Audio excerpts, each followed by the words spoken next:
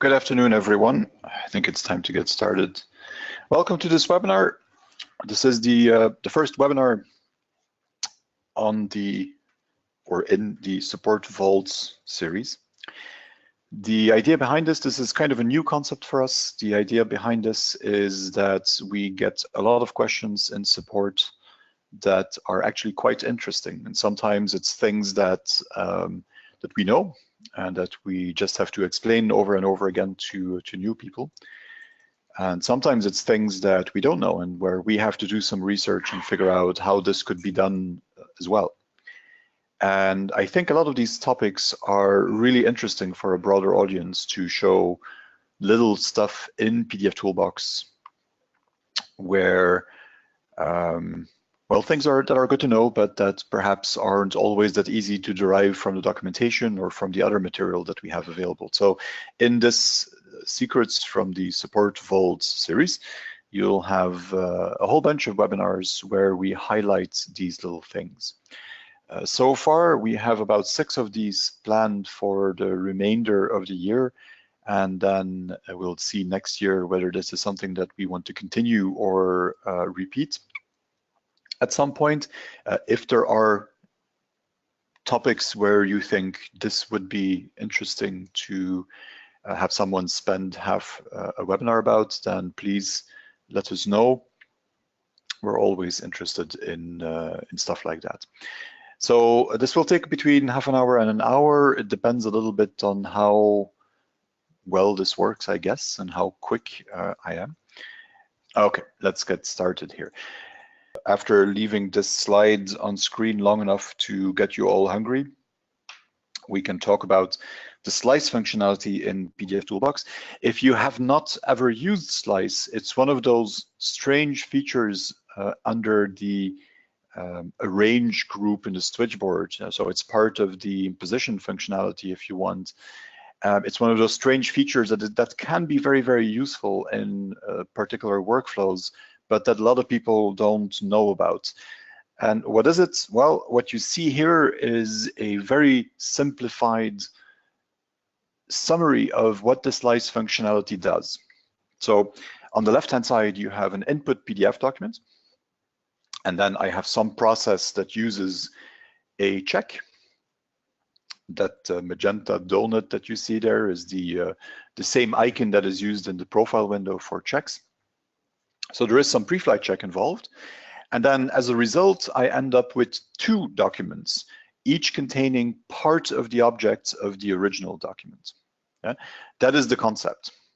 And well, instead of just having more slides on that, let me go to pdfToolbox and show you what I mean with that. So I have my switchboard here. And in the switchboard, when you look at arrange and then slice, you get the slice functionality. And the idea is that this slice functionality works with a preflight check. So you need to build a preflight check, and that preflight check will be used to tear apart your input documents into 2 new documents. So from 1 document, you always go to 2. All the objects that are hit by that particular preflight check. So in the example that I have here on screen, all the objects that are an image are going to be moved into the second document. All the objects that are not hit by the preflight check remain part of the first document. So whatever you specify in terms of preflight check will determine what gets sliced away and what doesn't. Yeah? And this is really cool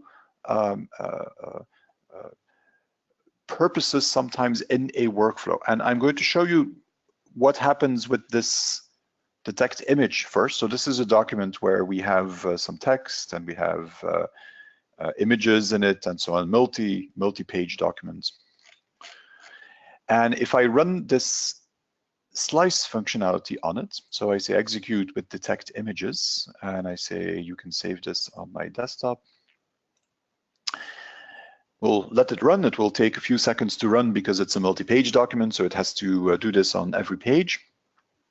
And what you can see is that I end up with 2 files, the original file and a file that has the same name. You can see that here at the top, but then -2 at the end. So what happened now? Well, if I look at my original file, I have all the text that remains. As you can see, it already looks like some stuff is missing here. I can see something here. Is that an image? Well, no. If you would go to the object inspector and we look at what these little things are here, then you'll see that all of that is vector art. So this is not an image, it's just vector art that we have in the document. And if I scroll through here, there's lots of white spaces where things are missing. And if I go to my second document, you'll see that it is largely blank, but here and there, I now have the images that have been split out from the document. So in effect, it really is slice, and the condition to slice is whatever preflight check I create and I select here in that filter parameter of the slice functionality. And you always end up with two documents. Now, why in hell would that be useful? Well, there are some workflows where you actually have one document that should be sent to two different directions. And I will open a classic example here. So here we have a package design, if you want. And now what I want to do is I want to send all the objects that need to be printed in one direction, but I want to take away these cut and fold lines here. And those I either want to remove completely, or I want to send them to a digital cutting machine, for example, or I want to use that in an application like Picador or IMP to create an imposition or a step and repeat with that. So how do I separate those two things? Well, of course, you could manually duplicate the file and then use delete, fix-ups, and so on. But the easier thing to do is select this preflight check. And before I run it, let me show you how that preflight check is built. And again, I have different options for that. But what I did here was instead of creating a list, for example, which could say spot color name is contained in list, I'm checking for spot color name, but I'm using a regular expression. And this looks like Chinese, but it's actually relatively simple. And if you click on the regex button here, another thing that a lot of people don't know, if I click on this little green button here, you get to see a list of explanation of what you can do with these regular expressions. Of course, there is a lot more than what could be fit on this panel. I always tell people that I have a book of about 500 pages talking about regular expressions, but still there is already some useful information here. And for example, this question mark I that I have here is used because it switches off case sensitivity. So if I have this bracket question mark I in front of my expression, then my regular expression will not look at lower or uppercase, it will find everything. Yeah? And the expression, the rest of the expression I have here basically says a spot color name that is equal to fold or that is equal to cut. And because of what I have in front of it, it's case insensitive. Yeah? So if I look at my separations here in my documents, you can see that I have a separation called fold and a separation called cut. You can also look at what is inside of them. So these are just the fold lines and these are the cut lines.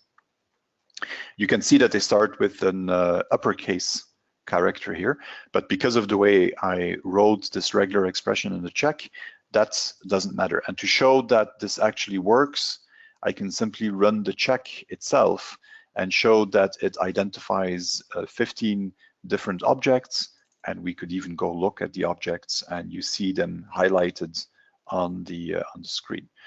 This is also how I prepared for using this example with slice. The first thing you do is you build the preflight check. You make sure that the preflight check by itself works and that it identifies the objects that you want in the document that you're interested in. And once that is the case, then I can select it here under slice and I can see what happens when I run this. So desktop, when I run it on my on the document I'm interested in. And what you can see is, again, I have two files, one that has the original name, one that has the original name -2. In the first file, I end up with everything that is not a cut or fold line, so everything that does not use those two spot color names. And in my second document, I end up with the cut and fold lines. And this, of course, is the information that could now be used for a digital cutting machine or to make die cuts and so on and so on. So this is how it works in the desktop version. And of course, the next question is, can we also automate that? And the answer, of course, is yes, you can. Let me throw up this little slide. The problem with automating this, and this is also a question we've gotten relatively frequently, the problem with automating this is that you cannot take this and put it into an action and then put it into a process plan. So if I go back here and I look at this, for most other switchboard functionality, there is here a little menu item that says create a switchboard action. And once I create a switchboard action, I can integrate it into a process plan, and then a process plan, as you know, I can run in pdfToolbox server, and I'm home free. I can automate the whole thing. That is not the case with this particular action. So that kind of restrains what we can do. How can we automate this? Well, there's a couple of options that you have. The first option, and I'm going to hide pdfToolbox desktop for a second, and let me bring up this. This is, of course, my version of terminal on Mac. When you look at the command line version, there is a command that is called slice, and you can run that. When I run help for it, it shows me how to use it. Basically, it is pdfToolbox and then -- slice. Now remember this part, this -- slice. This will come back in a second when we talk about the server as well.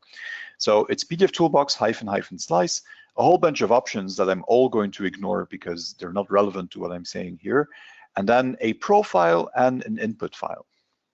Yeah, so I could run this relatively easily by exporting the profile that I want and then doing these actions on the command line and use scripting.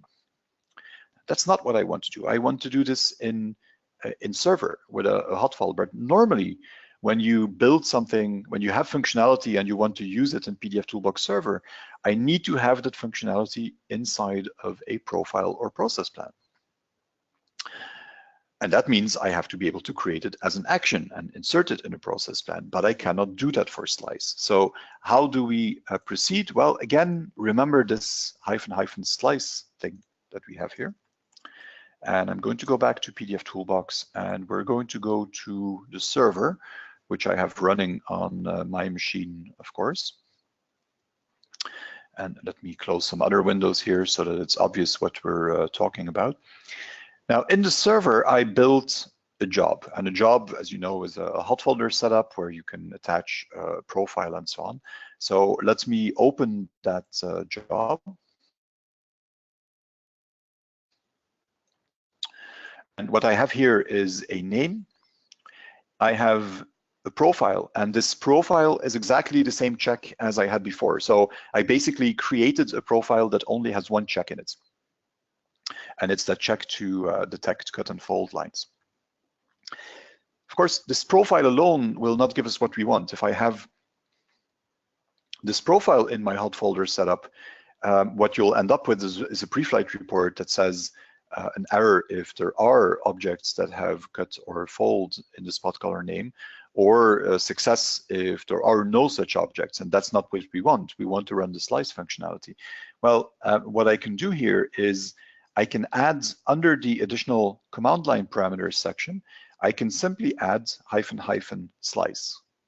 And remember, this is the part that I told you to keep in your head when we talked about this in the terminal.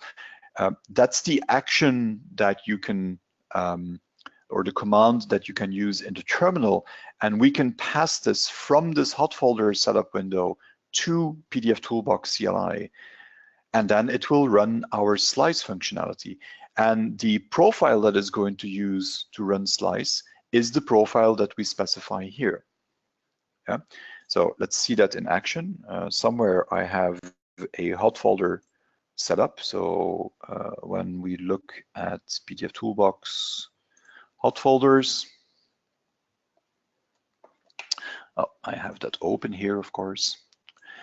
I have an input folder and I have output folders, and what I can do is I can take my T package and copy that into my input folder. And now, of course, we need to make sure that pdfToolbox is processing. So we will, I'm too quick, we will launch that, and then pdfToolbox has picked that up. It has processed it, and what you can see is that it produces the following output. You would still have to filter that a little bit because there is this additional document that we don't need. This is just a preflighted document. But because we specified the slice command, it also had, now as output, has the document that contains only the graphics, and it has a document that contains the cut line and fold lines. Yeah. So there's a couple of tricks here and a couple of things that are worth remembering. The first one is that there is such a beast that is called slice, and that the slice functionality lets you cut a PDF document into 2 documents, and that you can control how that is done. And you can control it in a very simple way by making a preflight check. So if I wanted to also have the gold foil, for example, into this document with the cut and fold lines, the only thing I would have to do is modify the preflight check that I use. So it's very flexible in how you can cut these documents apart. And when you use the slice functionality, you always end up with 2 documents, and you can use this through the switchboard in the pdfToolbox desktop version manually, or we can use that little trick with the additional command line parameters in pdfToolbox server hot folder setup to have this done automatically. Yeah. And by the way, I will not show that right now, but if you would have Switch and you use pdfToolbox inside of Switch, then you can use exactly the same functionality inside of Switch. You have in Switch this actions configurator, and slice is one of these things that is available inside the action configurator for pdfToolbox. So you can also automate this, of course, using Switch. If you're running this through scripting and you talk to the command line version directly, then we've seen that you can also run it in the command line version. So not a command that you use every day in every kind of workflow, but it's a very useful command in certain workflows. So keep in mind that it exists and that it can be very useful in a particular workflow. Okay, let me stop this and close these documents so that we have a clean slate here. If you think of any question once this session is over and you start playing with this, that's usually how it happens. Don't hesitate to send us questions. You can either do that to support@4ps.com or drop me an email at david@4ps.com. You can see my email address at the bottom of the slide there.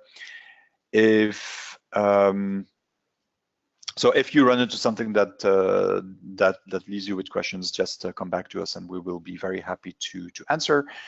And then the only thing that is that I have to do is to thank you for being here with so many. I hope this was useful. And like I said, if you have topics that you would like to see covered in one of these webinars, don't hesitate. We would be very happy to receive them. Just send us a little email. Have a great rest of the day.